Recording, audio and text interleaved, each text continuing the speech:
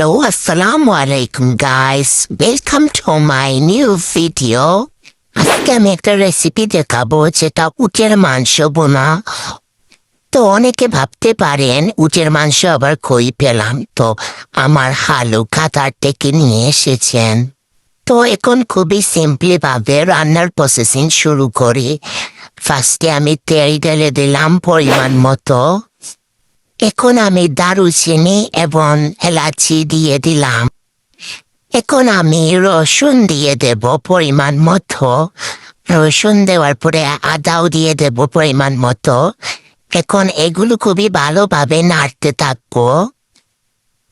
তো রসুন বাটা, আদা বাটা এগুলো নাড়তে নাড়তে যত সময় না সাদা থেকে ওদের বাদামি কালার চলে আসছে সেই পর্যন্ত নাড়তেই থাকবো।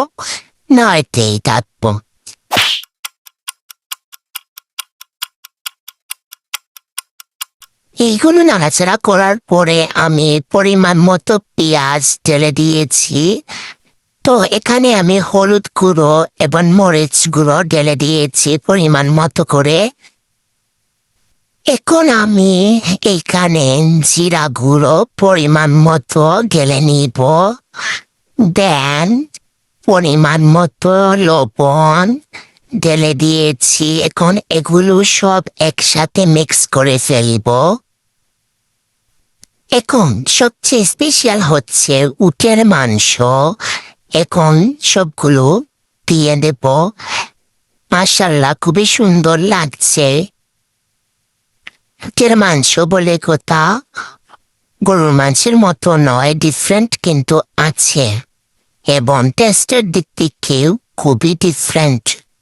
এখন সবগুলো একসাথে নেড়ে ছেড়ে দিব। এখন মাংসগুলো সিদ্ধ না হওয়ার আগ পর্যন্ত জালে রাখবো।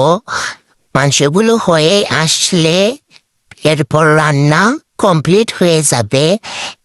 এখন দেখতে খুবই সুস্বাদু এবং মাংসের কালারটাও খুবই সুন্দর এসেছে। সো ওভারঅল খুবই মজা হয়েছে। আপনাদের ভালো লাগলে আমার পাশে থাকবেন এবং কিরকম হয়েছে কমেন্টে জানাবেন।